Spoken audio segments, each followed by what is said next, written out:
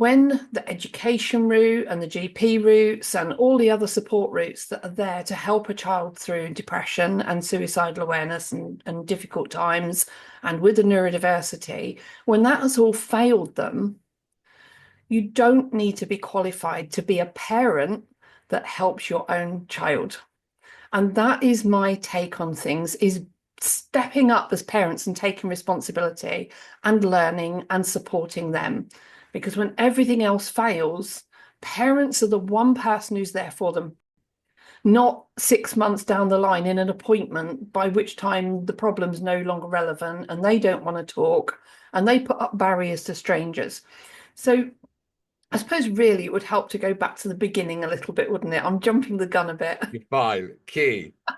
You're absolutely right, and that's a great start to this podcast. So let's go back to the beginning, Key. Key, what was it like when your son was born and the tensions were high and your own exhaustion from not being able to understand or help in the moment and not. Let's go back before we move on to that. Let's go back to the beginning. Name your son. He was born. Talk to me about that story. Yeah, certainly. Well, my son, Matthew, he was born back in 94, sorry, that was my daughter, 1994. And right from very young, he was one of these babies that just cried a lot. And it was always when he first woke up, never, not the rest of the time, but every time he woke up, he'd cry for half an hour, and feeding him, changing him, cuddling him, nothing soothed him.